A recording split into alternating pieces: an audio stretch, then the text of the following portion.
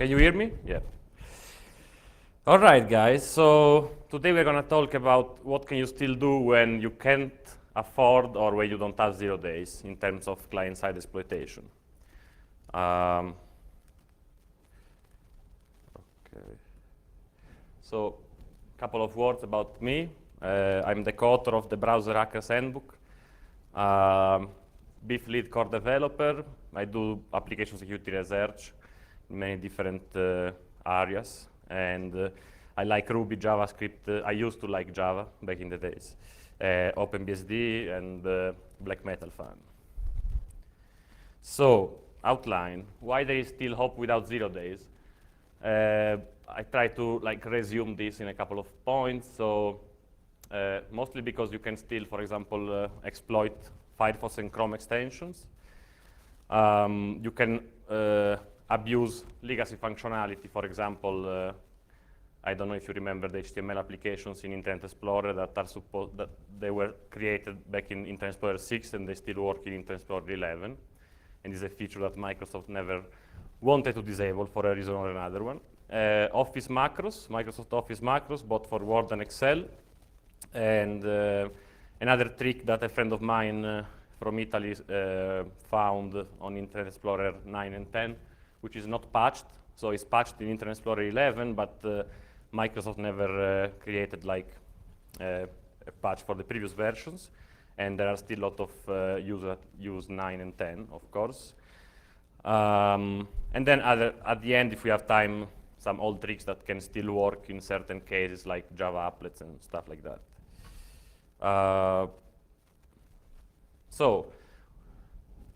Why there is still hope without 0 days? First of all, because you can still use social engineering.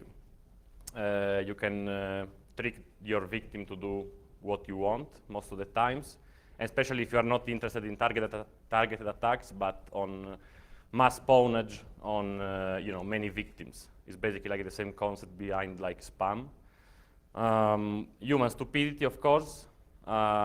People tend to don't be really up to date on, for example, the fact that they need to update a particular browser or a particular plugin, or, for example, the fact that they tend to trust certification authorities. And then we are going to see how you can misuse that. For example, there is a specific case we are going to see when Symantec and Microsoft did an agreement. So when you use enterprise validation SSL and you sign applets or executables with it, then you can do some interesting stuff in Internet Explorer. Trust in browser extensions, of course. I mean, how many of you, even when you install a browser extension, you are actually checking the source code? Not many, probably. And even less if you consider non-technical users. And abuse of legacy functionality. So HTML applications, Microsoft Office, macros, and stuff like that.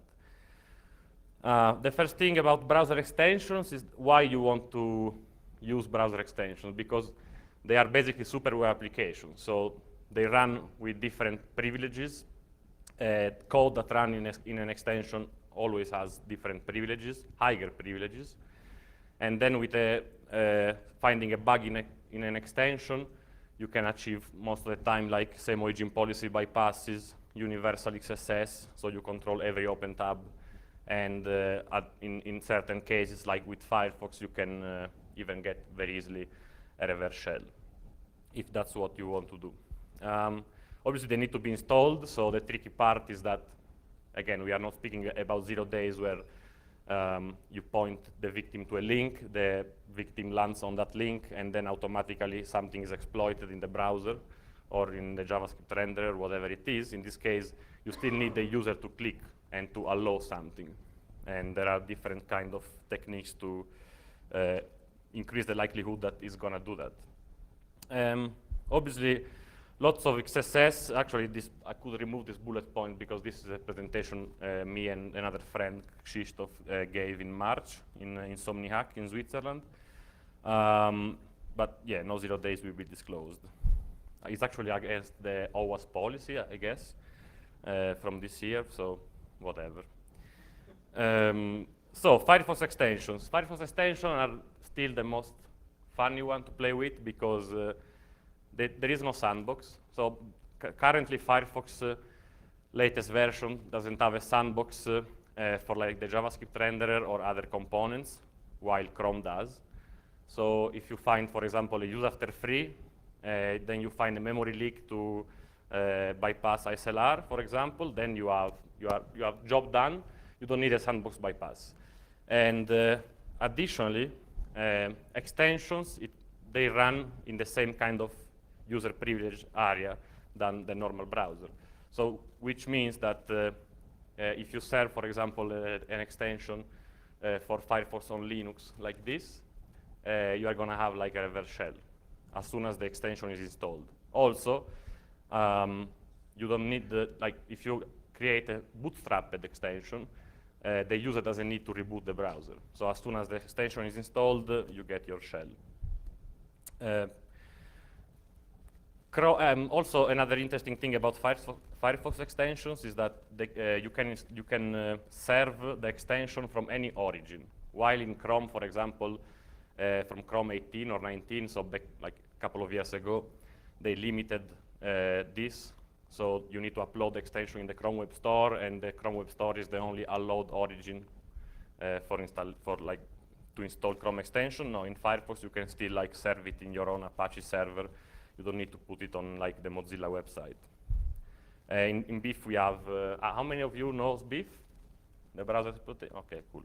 So we have a couple of modules that trick the user into installing the extension, like the fake flash update, and another couple of ones which I might have time to show you later. This is for Firefox extension. Chrome extensions, actually the guys behind Chrome are actually quite smart. So between basically the old Chrome extensions and the new ones, they changed like the manifest version 1, manifest version 2, which is basically like a JSON file where you define permissions and other properties of the extension. So from manifest version 2, they added the content security policy, which basically minimize the impact of cross-site scripting. In case you have a cross-site scripting in the Chrome extension, having the CSP protects the user from like having me running Beef through the extension. Also, you cannot you cannot really embed the dropper like with Firefox extension. So there is not really OS command execution unless the application use the NP API. Then it might be vulnerable, but it's being deprecated. So still, you can do a lot of stuff, as we're going to see. Exploiting Chrome extension. So when we did this research with Krzysztof Kotowicz, which now works in Google, pretty funny. Basically, we had like, you just need to have like a credit card, $5 in it, and create a Google account, and then upload a zip file with your extension code on the web store, and basically then you need to convince the users to install the extension from there. So because let me check what time is it. Yeah. So because the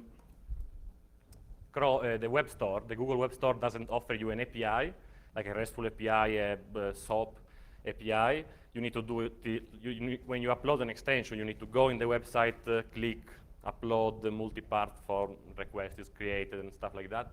So we actually analyzed the traffic with Burp, and we created a bunch of Ruby scripts, so no Python, sorry, Ruby, scripts to basically automatically, so to automate two phases. One is you find your extension, you find an extension that is already existing, you download it, you backdoor it with the Beef hook, and then you can control every tab.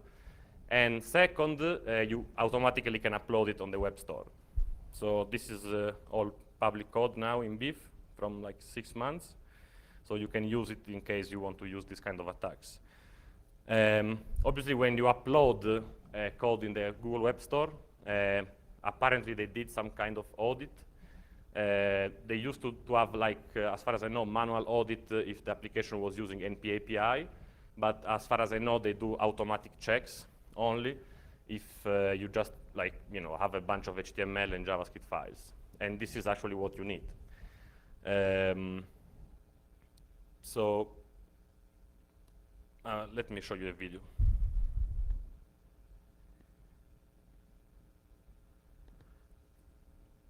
So in this case, we go to a web store, we search for the extension that we want to backdoor, for example, Gmail, Google, an official one.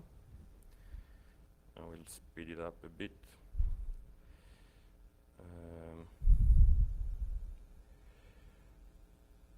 This is the code that basically is going to be injected in the extension. So we are going to backdoor it, adding this code. The code is using the Chrome extension API, as you can see, to basically say every time the user opens a new tab, inject my malicious JavaScript. And this means that you can control whatever is going on in that tab. So you can read content, you can do actions on the user behalf. You can use either Beef to do that, or you can use a tool that, very cool tool that my friend Krzysztof wrote, which is basically Beef, but tailored only for Chrome extension exploitation. And this is the one that I'm going to use right now. But again, you can use easily Beef. You just need to basically create the proper vector pointing back to your server.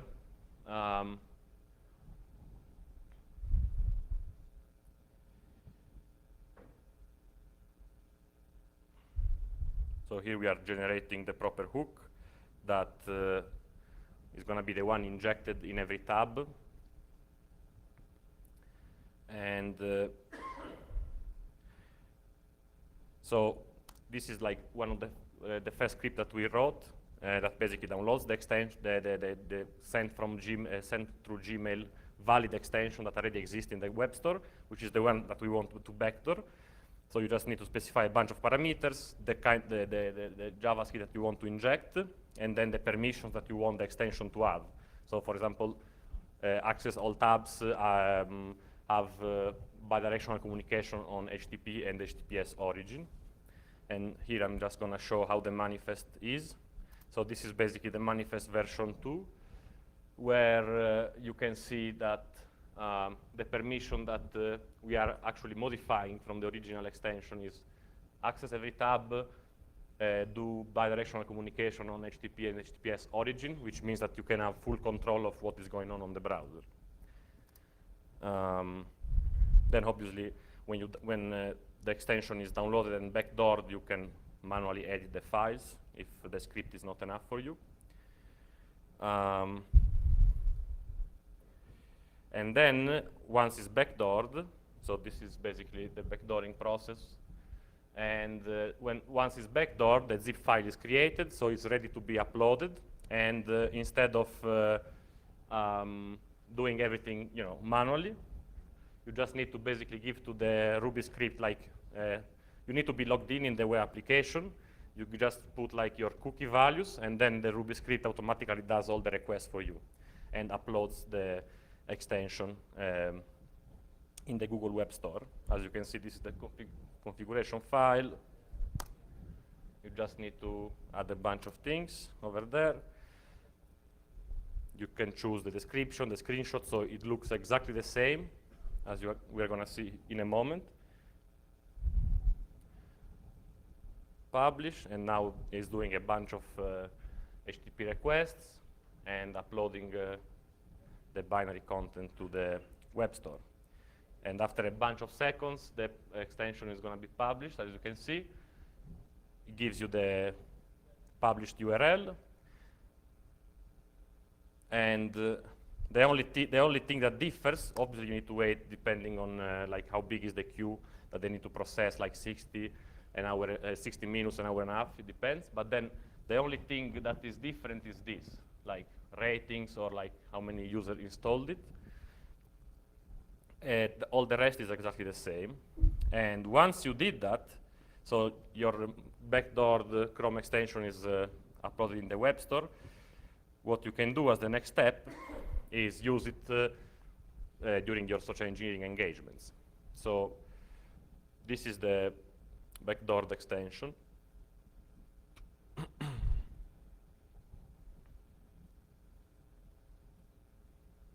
So we are going to use the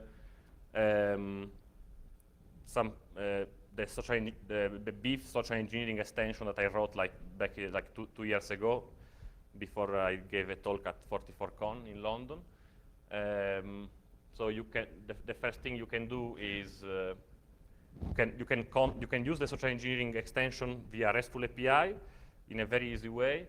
So you just need to basically create your social engineering email template with HTML or plain text, and then say, okay, this is the link I want to show here, and then this is the recipient. This is how I want to spoof the from address, and with just like one request, you are going to send an email to your victim.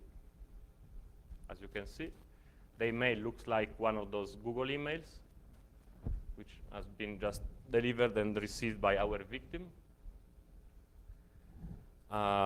Beef, in the meantime, is running, obviously, in a way that as soon as the... actually, no, sorry. Beef is used only to send the email. Then we are using, again, Mosquito to actually run the bidirectional channel between the extension and your server. So we are going to clean cache and everything. Also, this step is another feature that I'm going to show you at the end, which is implemented both in Mosquito and Beef, which is basically like XSS tunneling proxy, which I'm going to briefly cover at the end of the video. So Firefox is going to be used later to basically connect via the Chrome extension as a proxy. So this is the phishing email. When the victim clicks on the link, she's going to be redirected on the landing page in the web store with our extension. Sorry. This is the kind of permission alert that the user gets, which is common in many extensions requires tabs permission, for example. So this is going to be pretty common. And as you can see on the terminal, as soon as the extension was installed, you can see a bunch of things going on, which is basically like the communication channel, which is using WebSockets. And as you can see here, these are all the open tabs, so Gmail, Web Store, example domain, and the InsomniHack website. And if you analyze what is going on behind the hood, you can see that the WebSocket connection is made. This is the Mosquito web interface, where you can see that we, as an attacker, we are able to see exactly what's going on in the victim browser in every different tab, and you can basically have access to every raw HTTP request response. But not only this. So you can also use, if the victim is logged in Gmail, as you control the Gmail tab, because your JavaScript is running in that origin via the Chrome extension, you can also like literally render that content that the user is seeing in his own logged in account. You can see it in your, in this case, Firefox, which is basically connected through a server socket in this Mosquito tool. And then when the requests are sent to when Firefox does a request to the server socket translates this raw HTTP request into JavaScript, which is injected then in the Chrome extension, and then is executed with the privileges of the user. So as you can see here, I'm browsing through the InsomniHack website, and that's on the left in the terminal, that's the whole traffic that is being generated and through the Chrome extension. So this is basically an example of how you can have complete control of what's going on in the browser. As you can see here, this is a Firefox again. I'm logged in as the user in his own Gmail account, just because in this tab he's logged in as well. So you can have like full control, and the user doesn't know exactly what's going on. Yeah, so this is an example of how you can abuse Chrome extensions. Going further, as I said before, yeah, Firefox extension, they don't have any sandbox. You can read-write files, execute operating system commands. In BIF, I added a couple of modules, exploit modules, where you can basically create an extension and embed a dropper, so a vil encoded executable, for example, which is going to bypass every antivirus in case the victim has antivirus installed in the machine. And in this way, as soon as the extension is installed, you get like your reverse meterpreter shell or whatever other payload you want to use. This is actually something that originally Michael Shirl added to Metasploit, and then we ported it to BIF, adding a couple of actual use cases to trick the user into really installing the extension. So I will show you later, we created like a fake missing plugin yellow bar in the top of the browser. When the user clicks there, then he needs to click like install extension, stuff like that. Also, we are almost done on doing the same thing that we did on the Chrome extension for the Firefox extension in terms of controlling every tab via JavaScript. This is going to be in BIF soon. So the example of the Firefox extension is actually this one. I'm gonna skip all the like payload creation and basic like hooking via XSS.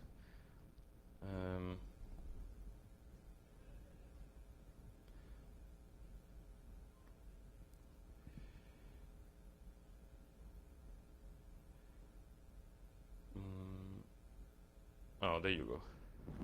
So now we have, this is the BIF admin interface. We have, we can control, as you can see here, Firefox. And we know that it's Firefox on Windows, so you even know that it's a VM. So in this case, we're going to proceed with exploitation, but maybe you don't want to do that in a real case.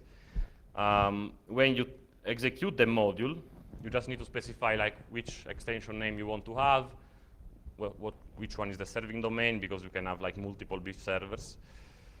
The extension, as I said, is in this case an extension with a encoded executable.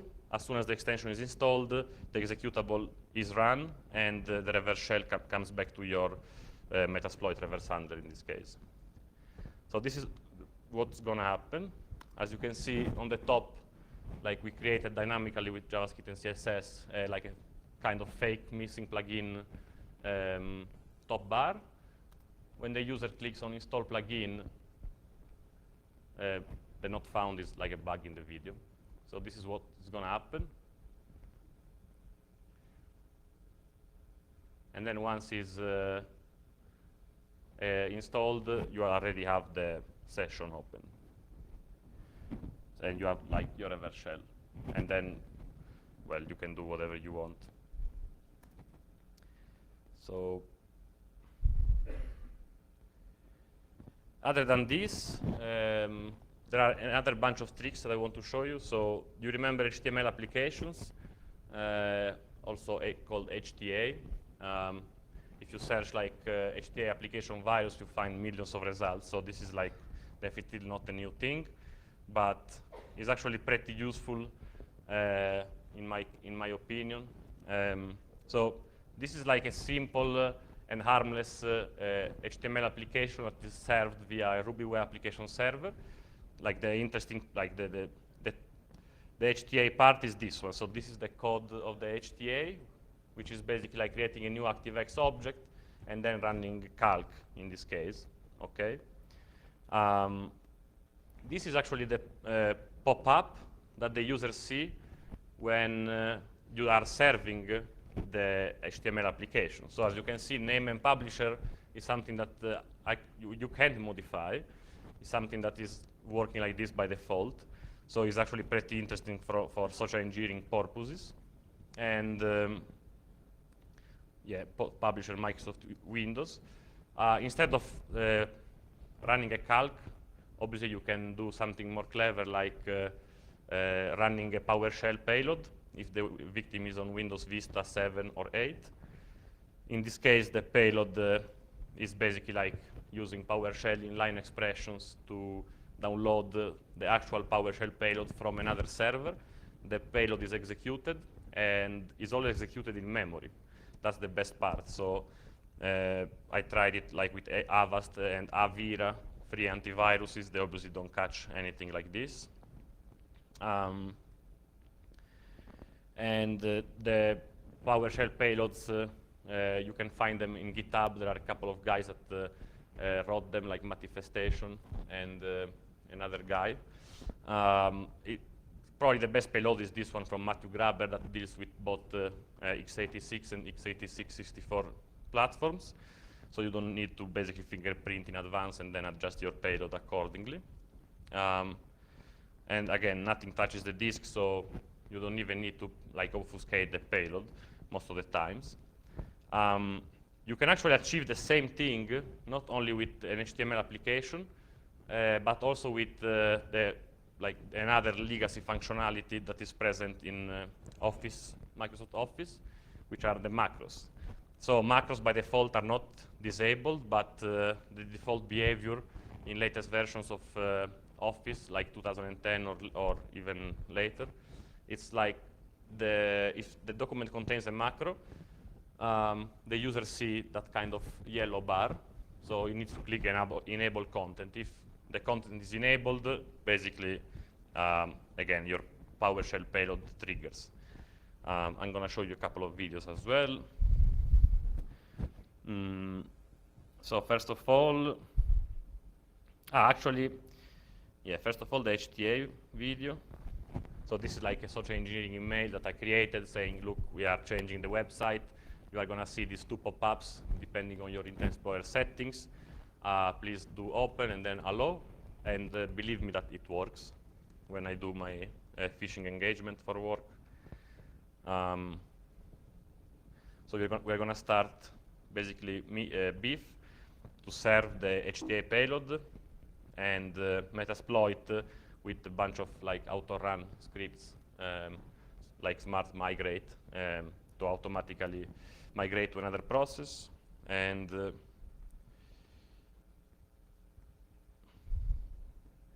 so this is a victim hooked in beef, Internet Explorer 10 or 11. It works also in 11. So you just select the module.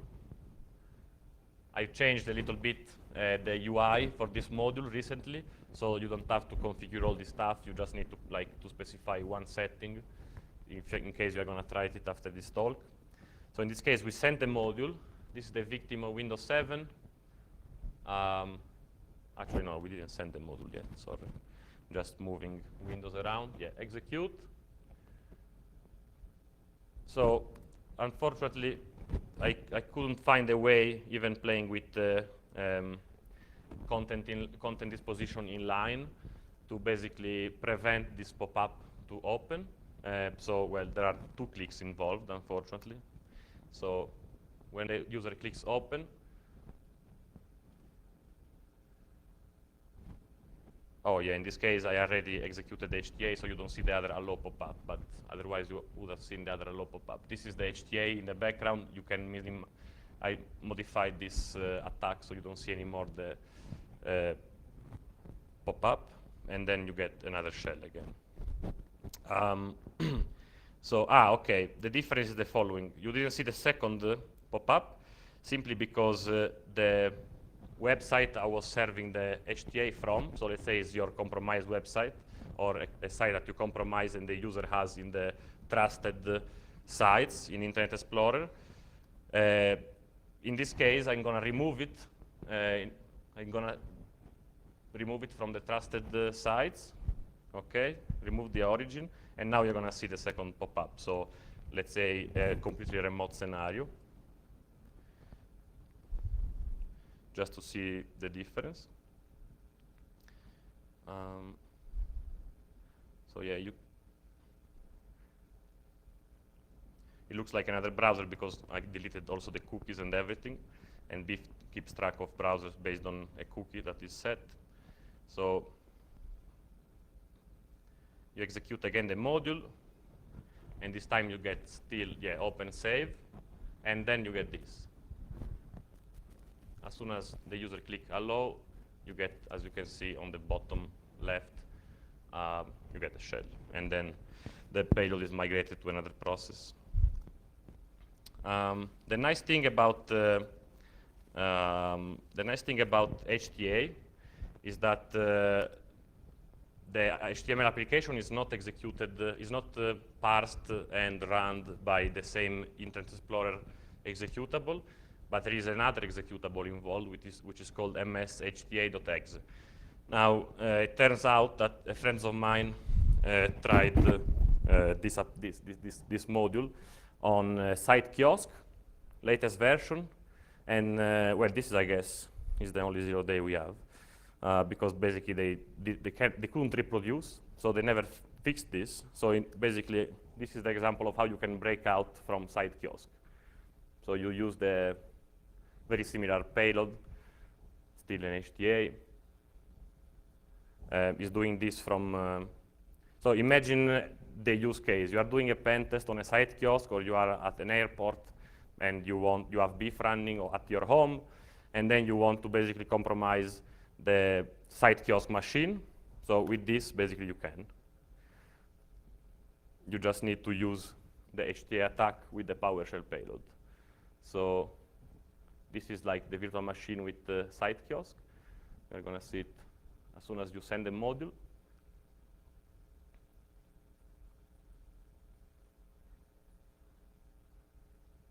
Yeah.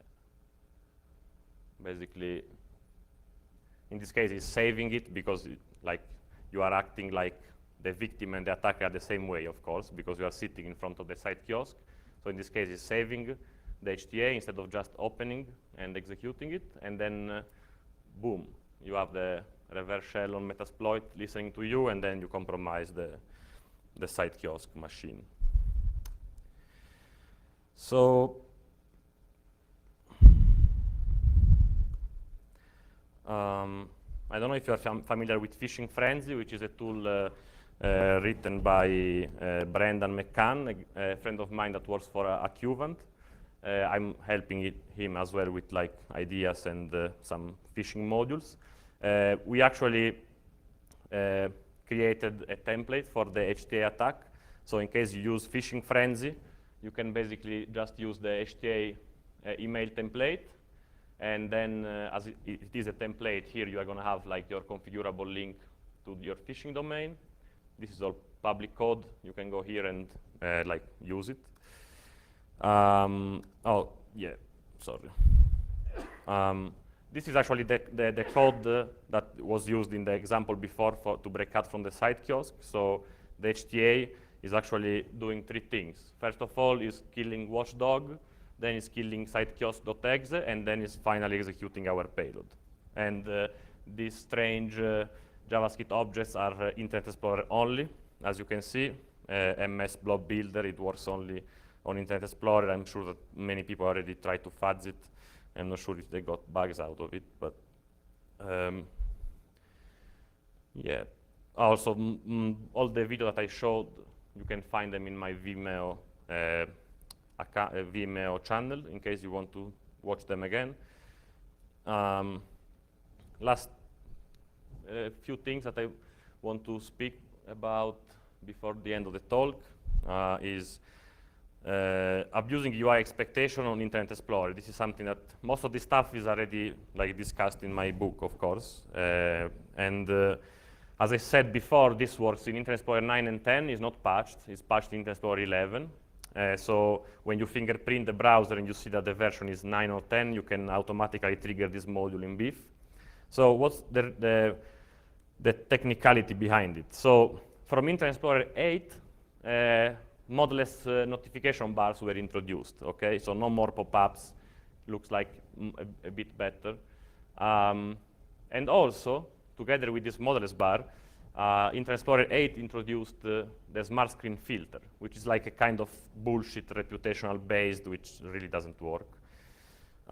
So every time, for example, you are on a website, the website is serving you an executable. That executable is actually run through the smart screen filter, and depending on the reputation that the executable has, so if Microsoft already scanned it, you can actually get like a yellow bar if it's like all right, or red, for example, if it's a virus, malicious code, whatever.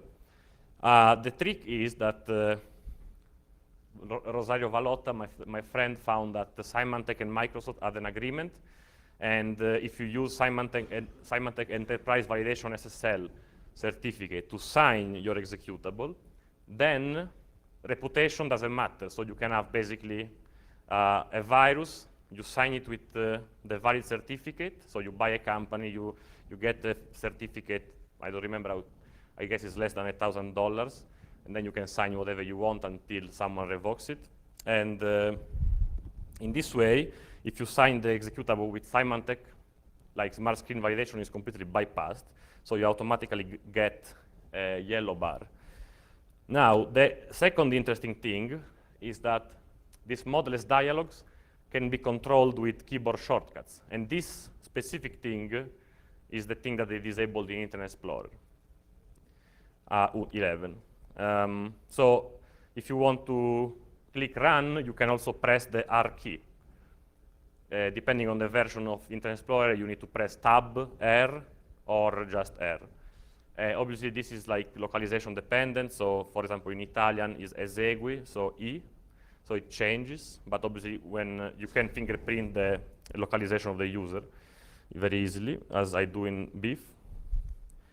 So the trick is the following: that with the EVSSL from Symantec, you bypass the smart screen filter. Then you can control the smart screen filter via keyboard shortcuts, but it's not. There is a third trick, which is basically the following: if you spawn a pop-under, if you dynamically create a pop-under behind the main foreground window, and in the pop-under you actually have an iframe that is pointing to the executable that you want the victim to run. What happens is that for some reason in Internet Explorer, you can direct keyboard shortcuts that are arriving in the foreground window to the pop-under. The pop-under obviously can be spawned exactly behind the main window, so it's pretty much invisible to the user. And then the only thing that you need to do at the end is displaying a fake CAPTCHA in the main window. And for example, if the user is using an English browser, so R for run, you just display a fake CAPTCHA with the R, a couple of R keys as the first characters. The user click R, the R key press is directed to the pop-under, which triggers the smart screen filter run action, and then boom, you have another shell. So I'm going to show you the weaponized version. Where is it?